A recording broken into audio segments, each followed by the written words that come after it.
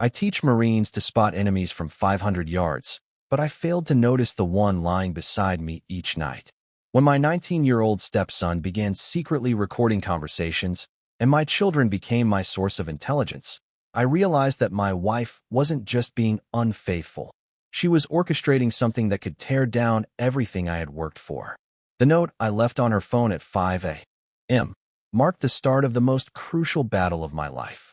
I'm Chase Kane, 47, the owner of Kane's Firearms and Training Range in Tucson, Arizona. I built that business from scratch after leaving the Marines. It took blood, sweat, and 15-hour days to turn a dilapidated warehouse into the most respected gun shop across 3 counties. I thought I had the perfect life, a beautiful wife, 3 kids who looked up to me, and a business that let me sleep peacefully at night. Amelia seemed like everything I could ever want, an alluring brunette with green eyes that could stop traffic. She was also sharp as a tack. Amelia took care of the store's books and managed our chaotic household with impressive efficiency. We first met when her ex-husband abandoned her and their young son, Noah. At the time, Noah was barely 2, crying in a grocery store while Amelia struggled to juggle him with a cart full of diapers she probably couldn't afford. I helped her that day, assisted her to the car, and discreetly gave her some cash. 6 months later, I proposed.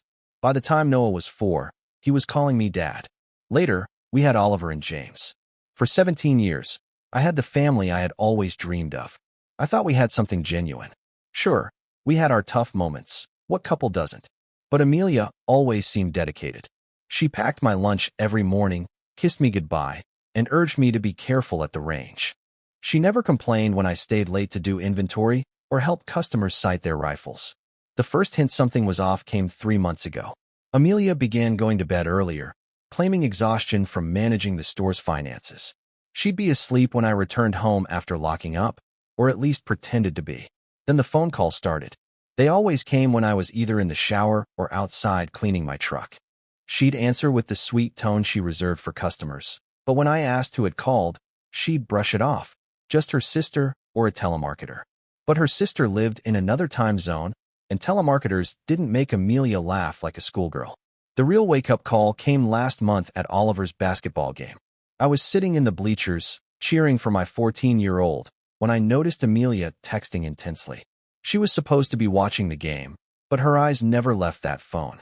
When Oliver made a 3-pointer that tied the game, she didn't even look up. Afterward, I asked her about it. She claimed she was organizing a surprise party for a friend's birthday. But when I glanced at her phone later, the screen was facing down on the kitchen counter. Amelia never placed her phone face down. That's when I started paying real attention. And what I discovered chilled me. The conversation I had with Oliver after his basketball game opened my eyes to things I had been ignoring for months. Dad, Oliver said as we drove home from the gym, why does Mom always leave when you're at the store? I kept my grip steady on the wheel, but my heart started racing. What do you mean, son? Oliver shifted uncomfortably in the passenger seat. Like every Tuesday and Thursday, she says she's going grocery shopping, but she's gone for hours, and she never brings back any groceries. James piped up from the back, and she talks to someone in the garage. I heard her laughing really loud yesterday when I went to get my bike. My 12-year-old was feeding me intel about my own wife. What kind of husband was I that my kids had to spell it out for me? When we got home, Amelia was in the kitchen cooking dinner. She looked up with that perfect smile, the one that used to make my knees weak. How was the game? Did Oliver make that shot he's been practicing? He made several, I said, watching her closely. You would have seen them if you hadn't been so busy with your phone. Amelia's smile faltered for a brief moment. I was handling urgent store business. You know how demanding the customers can be. But we both knew the store had been closed for 2 hours before Oliver's game started. That night, after everyone was asleep, I did something I never thought I would. I checked Amelia's phone. She left it charging in the kitchen, something she never used to do. Usually, the phone was always by her side. The screen was locked, but I knew her passcode. It was Noah's birthday, or at least it used to be. When I tried it, the phone remained locked. She had changed it. I stood there in the dark kitchen, holding her phone, feeling like a stranger in my own home. After 22 years of reading people, I couldn't read the woman lying in my bed. The next morning, I made a decision that would change everything. I called my old Marine buddy, Rick, who ran a private investigation firm in Phoenix. If Amelia was hiding something, I needed to know what it was. Rick listened without judgment as I explained the situation.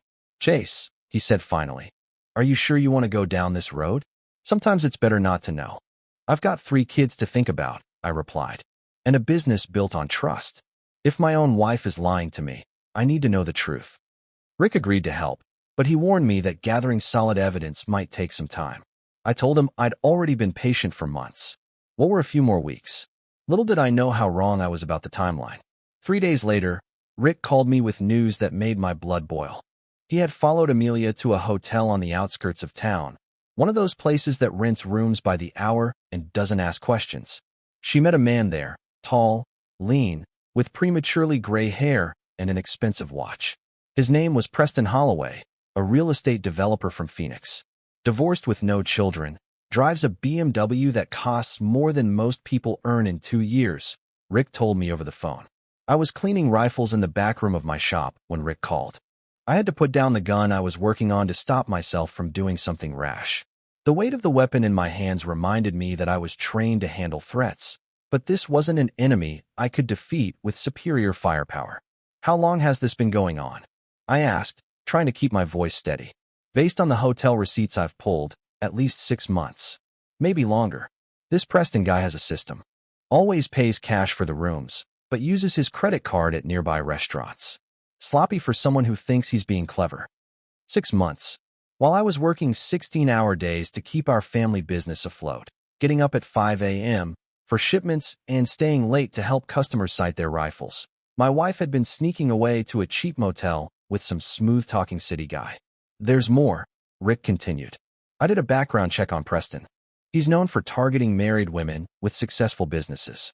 Divorced 3 years ago when his wife caught him cheating with a client. This guy's got a pattern. I walked over to my gun safe and spun the combination, needing something familiar to keep my hands busy. Inside were my personal firearms, each one meticulously maintained and zeroed. Discipline, order, everything my marriage clearly wasn't. What's his angle? I asked. As far as I can tell, he's been looking into your business. He's asked questions about Kane's firearms through intermediaries. He could be interested in more than just your wife. That evening, I sat Noah down for a serious conversation. At 19, he was old enough to hear the truth, and I needed to know if he'd noticed anything strange about his mother's behavior. We sat in my den, surrounded by hunting trophies and military memorabilia from my Marine days. Noah looked uneasy on the leather couch. Dad, I didn't want to say anything, but Mom's been acting weird around me lately. Strange how. She keeps asking me about my college schedule, when I'll be home, when I'll be staying late at campus. And she's been pushing me to get a job that keeps me out of the house more. She says I need to learn independence, but it feels like she just wants me gone. My jaw tightened. Amelia was carefully planning her affair around her children's schedules, treating our home like a battlefield where she had to control the terrain. Have you seen her with anyone unusual? Any new friends? Noah looked down at his hands, the same way he did when he was younger and knew he'd done something wrong. There was this one day about a month ago. I came home early from class because I was sick with the flu. There was a car in the driveway I didn't recognize. A silver BMW with Phoenix plates. My hands automatically formed into fists. Go on. When I went inside, Mom was in the kitchen with some guy. She introduced him as a business consultant. She said he was helping her modernize our inventory system. But, Dad, he paused, meeting my eyes. Business consultants don't usually put their hands on married women's shoulders like that, and they don't bring expensive wine to afternoon meetings. What did you do? I went to my room and pretended I was sicker than I was. Stayed there until he left around 4. But I heard them laughing together in the living room for over an hour. It wasn't business laughing, if you know what I mean. My stepson had been protecting me from the truth, just as I'd been protecting myself from seeing it. The kid had more awareness than I'd given him credit for. Noah, I said carefully, I need you to keep this conversation between us for now. Can you do that? He nodded solemnly. Dad, are you and Mom getting divorced? The question hit me like a punch to the stomach. I don't know yet, son, but whatever happens, you're still my family. That doesn't change. That night, I made a decision that would change everything. I was done gathering intel. It was time to act. I waited until Amelia was asleep before I made my move. It was just past midnight when I quietly slipped out of bed and grabbed her phone from the nightstand. She'd been careless recently, leaving it unlocked after checking messages, probably because she thought she had me completely fooled.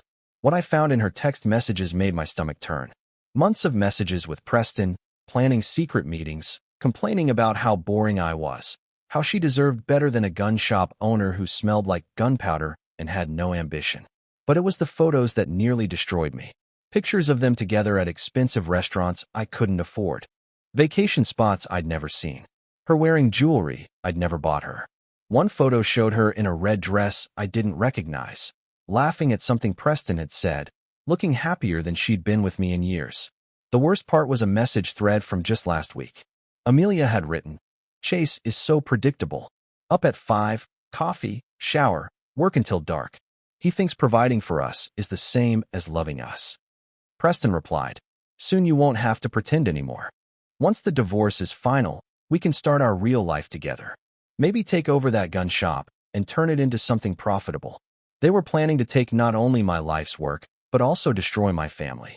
I took screenshots of everything, then carefully wrote a message in her notes app. "I know about Preston. I know about the hotel. I know about your plans for my business. When you wake up, I'll be gone, and so will your lies." I pinned it to her lock screen so it would be the first thing she saw when she checked her phone. Then, I packed a bag with essentials, loaded my truck, and drove to a motel across town. I picked a place with a clear view of the parking lot and paid for a week in advance. Old Marine habits. Always have an exit strategy and a defensible position. At exactly 5:15 a.m., my phone began buzzing. Amelia was awake. She had woken up in an empty bed at 5 a.m. Reached for her phone expecting to see the usual meaningless notifications, but instead found a message that made her stare in horror at the realization that 17 years of lies had finally caught up with her. The first call came at 5:18. I let it ring, watching my phone light up on the motel room table. The second came at 5:22, the third at 5:25. By 6 a.m., she had called 14 times and sent a dozen text messages, ranging from confused and angry to desperate. "Chase, what are you talking about? Come home so we can discuss this rationally. Where are you? The boys are asking questions I don't know how to answer. You're scaring Oliver and James. Whatever you think you know, you're wrong." But the message that confirmed everything came at 6:43 a.m. "Preston means nothing to me. It was just a mistake that got out of hand. Please don't throw away our family over this." She had admitted it. Finally, after months of deceit and manipulation, she had confirmed what I already knew. My phone buzzed again. This time, it was Oliver calling. "Dad." His voice was shaky. "Mom's crying, and she won't tell us what's wrong. Are you okay? Where are you?" "I'm fine, son," I said, my voice steadier than I felt. "I'm safe, and I'll explain everything soon. Take care of your little brother until I get back." "Is this about Mom's friend? The one who comes over when you're at work?" Even my 14-year-old son had figured it out. I was the only one who had been blind. By noon, Amelia was in full damage control mode. My phone was buzzing constantly with calls from people I hadn't spoken to in months. She was working the phones like a campaign manager, spinning her version of events to anyone who would listen. First, I got a call from my sister, Sarah. "Chase, what the hell is going on? Amelia just showed up at my house crying, saying you abandoned the family over some misunderstanding." "Sarah," I said calmly, "ask her about Preston Holloway. Ask her about the BMW in our driveway and the hotel receipts." There was silence on the other end. Then, Sarah's voice, quieter now. "Chase, I'm sorry. I should have known something was wrong when she asked me not to mention seeing her at lunch with some man last month." Even my own sister had been keeping Amelia's secrets. Next, I got a call from my business partner, Jake, who handled ammunition sales at the shop. Amelia called, crying. Said you're having some kind of breakdown. She wants me to take over operations temporarily while you get help. That's when I realized how calculated this was. Amelia wasn't just trying to save her marriage. She was positioning herself to take control of everything I had built. "Jake," I said, "don't sign anything. Don't give her access to any accounts. I'll be at the store tomorrow morning to explain everything." My phone buzzed with a text from Oliver. "Dad, Mom says you're sick and need space. She's packing your stuff. Says we can't call you for a few days." I immediately called Oliver back. "Son, I need you to listen carefully. I'm not sick. Your mother has been lying to all of us. Don't let her throw away anything from my office or the gun safe. Dad, are you getting divorced? The question hit me hard. Probably Oliver. But that doesn't change how much I love you and James. Good, Oliver said quietly. She's been mean to us when you're not around. And she's been lying about a lot of things. Even my kids seemed relieved that the truth was finally coming to light. That evening, Amelia tried a different tactic. Instead of calling, she showed up at the motel. I saw her silver Honda pull into the parking lot through the window blinds. She knocked on my door, wearing the dress I had bought her for our last anniversary, probably hoping it would remind me of better times. When I opened the door, her eyes were red from crying. Or at least, she wanted me to think they were. Chase, she said, her voice breaking just the right way. Please let me explain. It's not what you think. I stepped aside and let her in, not out of kindness, but because I wanted to hear the lies she would tell this time. She sat on the edge of the bed, hands folded like she was praying. Preston means nothing to me, she began, repeating the same lines she had sent in her messages. He was helping me plan a surprise for you, a business expansion. The hotel meetings were about financing for a second location. I almost laughed. Even now, caught red-handed, she was spinning fairy tales. Amelia, I said, pulling out my phone, I have screenshots of your messages. You call me boring. You said I smelled like gunpowder. You told him you were tired of pretending to love me. Her composure faltered for a moment. Those messages were taken out of context, she said quickly. I was venting my frustrations, but I never meant. You sent him photos, I interrupted. In lingerie I've never seen, in hotel rooms I've never been to. She stood up abruptly, her tears gone, replaced by anger. You violated my privacy. You had no right to go through my personal messages. Your personal messages about destroying our marriage and stealing my business. I shot back. Stealing? She laughed bitterly. Chase, I've worked just as hard as you to build this business. I deserve half of everything. There it was. The real Amelia showing herself. This wasn't about love or saving the marriage. It was about assets and control. You want half, I said calmly. Then you can explain to Oliver and James why their college funds are gone, spent on hotel rooms.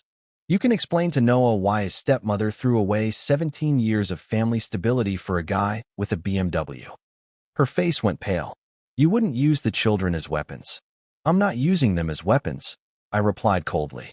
I'm protecting them from a mother who's been lying to them for months. She moved toward the door, her mask fully off now. Now this is over, Chase. You think you can just throw me away after everything I've done for you? Everything you've done for me? I stepped closer, letting her see the anger I had been holding back. Like planning my divorce while I thought we were happy? Like teaching my kids that marriage vows don't mean anything? She left without another word, slamming the door behind her. But I knew this was just the beginning of the real fight. The next morning, I got an unexpected call from a gravelly voice I hadn't heard in 15 years. Chase Kane, this is Beaumont Sheffield, attorney at law. I hear you need representation in a domestic matter. Beaumont Sheffield was a legend in Arizona legal circles, a 70-year-old eccentric who wore cowboy boots to court and had never lost a divorce case. He was also incredibly expensive, which was why I had never considered hiring him. Mr. Sheffield, I appreciate the call, but I can't afford your fees right now. Son, he chuckled, your Marine buddy Rick told me about your situation. Any man who serves his country and builds an honest business deserves proper representation. Consider this pro bono work for a fellow patriot. An hour later, Sheffield walked into my motel room wearing a perfectly pressed suit, ostrich leather boots, and a BOLO tie with a silver eagle. He looked like he should be running for governor, not helping gun shop owners with messy divorces. First thing we do, Sheffield said, spreading papers across the table, is secure your assets. Your wife's already tried to access the business accounts. I've had them frozen pending divorce proceedings. I stared at him. How did you know she tried to access the accounts? Because predatory women always follow the same playbook. They try to drain assets while their husbands are emotionally vulnerable. Lucky for you, I've seen this dance before. Sheffield opened his briefcase and pulled out a thick folder. Your friend Rick provided extensive documentation, hotel receipts, phone records, photographic evidence of adultery. Plus, I did some digging on this Preston Holloway character. What did you find? He's broke, Sheffield said with satisfaction. That BMW is leased. The fancy watch is fake. And he owes more money than a small country's national debt. Your wife picked a loser, son. I felt a grim smile cross my face. So he was after my business. He's got a pattern of targeting successful married women, convincing them to divorce their husbands, and then living off their assets until he finds the next target. Your Amelia was just his latest one. Sheffield pulled out another document. But here's the beautiful part. Adultery affects asset distribution in Arizona. With this evidence, she'll be lucky to get 20% of the marital assets instead of 50. What about the kids? Full custody to you, Sheffield replied. Her moral unfitness is clearly documented. Plus, I've got affidavits from Oliver, James, and even Noah detailing her neglectful behavior during her affair. For the first time in weeks, I felt hope creeping back into my chest. Mr. Sheffield, I said, what's the catch? Nobody this good works for free. He leaned back in his chair, grinning. The catch is, once this is over, you're going to help me with a little target practice. I've got a new rifle that needs sighting, and I hear you're the best shot in 3 counties. That evening, Noah called with information that changed everything. His voice was tense with both excitement and anger. Dad, you need to hear this. I recorded Mom on the phone with Preston yesterday. She doesn't know I have it, but I think you should listen. 20 minutes later, Noah arrived at my motel, his smartphone in hand, and a determined expression that reminded me why I was so proud to call him my son. I was in my room doing homework when I heard her in the hallway talking loud, Noah explained. She was angry, so I started recording in case she said something crazy. He pressed play, and Amelia's voice filled the room, sharp with frustration. Preston, he knows everything. How could you be so careless with those credit card receipts? A male voice responded, calm down, baby. We stick to the plan. He can't prove anything without those phone records. He has the phone records, Amelia snapped. And photos. He hired that private investigator friend of his. Then we accelerate everything. File the divorce papers tomorrow. Claim emotional abuse. Get a restraining order. By the time he sorts it out, we'll have liquidated the business assets. Noah paused the recording. Dad, there's more. It gets worse. The kids are going to be a problem. Preston's voice continued on the recording, especially the older ones. They're too loyal to Chase. Amelia's response made my blood run cold. The boys will adjust once we relocate to Phoenix. Noah is 18. He can stay in Arizona if he wants, but Oliver and James will come with me. They were planning to kidnap my children and move them out of state. Noah, I said carefully, how long have you known about this plan? I suspected something when Mom started asking weird questions about her school records and medical files. She said she was updating paperwork, but it felt wrong. My stepson had been protecting his younger brothers while I was still figuring out the scope of the betrayal. There's one more thing, Noah said. I think Mom's been stealing money from the store. Small amounts, but consistently. I've been helping with inventory, and the cash deposits don't match the daily sales reports. Sheffield was right. Amelia had been following the cheater's playbook to the letter. Drain assets, manipulate custody, disappear with the children and the money. Noah, you did the right thing recording this. It's going to help us protect Oliver and James. Dad, Noah said quietly, I want you to know that you're more of a father to me than my biological dad ever was. Whatever happens with Mom, I'm on your side. That was the moment I knew we were going to win this fight. Not because of Sheffield's legal expertise or Rick's investigation skills, but because I had raised children who understood the difference between right and wrong, and they had chosen right. The next morning, Sheffield moved like a man half his age. By 9 a.m., he'd filed restraining orders against both Amelia and Preston, frozen all joint accounts, and had the sheriff serve papers at our house while Amelia was having coffee with her lover. She's going to panic now, Sheffield warned me over the phone. Cornered animals do stupid things. He was right. Within an hour, my phone exploded with calls from Amelia, each more desperate than the last. Chase, you can't do this. The boys need their mother. I'll fight this in court. You can't prove anything. Preston will destroy you if you don't back down. But the call that mattered came from Oliver. Dad, Mom's packing suitcases. She's telling James they're going on a surprise vacation to Phoenix. She won't let us call you. I immediately called Sheffield. She's trying to run with the kids. Not on my watch, the old lawyer growled. I've got a judge on standby for emergency custody orders."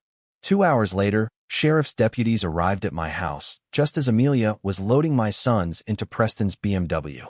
The look on her face when they handed her the emergency custody order was pure shock. She had underestimated how quickly justice could move when you had the right lawyer. "Mrs. Kane," the lead deputy said, "you need to step away from the vehicle.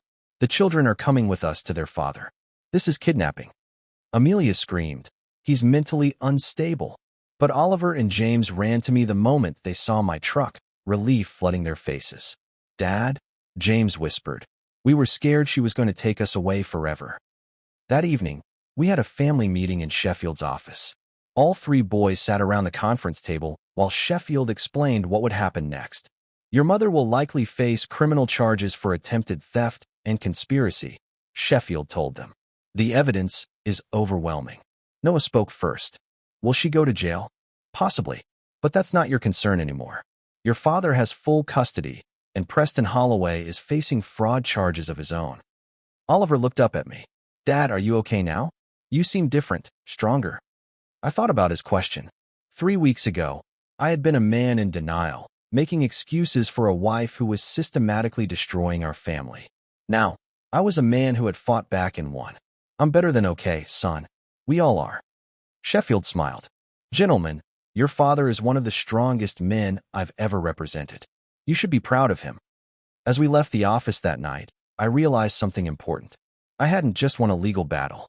I had regained my self-respect and showed my sons that good men don't have to accept betrayal quietly. 6 months later, the divorce was final. Amelia received 15% of the marital assets after Sheffield proved her theft and adultery. Preston was serving 18 months for fraud and conspiracy. She had moved to California with what little money she had left, calling the boys maybe once a month. The gun shop was busier than ever. Word had spread about my situation, and other men going through divorces started coming to me for advice.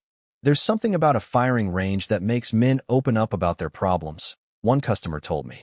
"You handled this the right way. Quiet, methodical, decisive. That's how a man deals with betrayal." Noah was thriving in his sophomore year at Arizona State, studying business so he could help expand Kane's Firearms. Oliver and James had settled into their new normal with remarkable resilience. "Dad," Oliver said one evening while we were cleaning rifles together, "I'm proud of how you handled everything. You could have gotten angry and done something stupid, but you stayed smart. That's what Marines do, son. We assess the situation, plan our response, and execute with precision." James looked up from the rifle he was learning to clean. "Are you going to get married again?" The question caught me off guard. "I don't know, James." "Why?" "Because you seem happier now than you did when you were married to Mom." Out of the mouths of babes. Sheffield had become a regular at the range, and his marksmanship was improving every week. "Chase," he said during one of our sessions, "you ever think about running for county sheriff? This community needs men of integrity in leadership positions." I hadn't considered it, but the idea appealed to me. After everything I had been through, public service felt like a natural next step. That evening, I sat on my back porch, watching the Arizona sunset, a beer in my hand and my boys doing homework at the kitchen table behind me. The house was quieter now, but it was an honest quiet.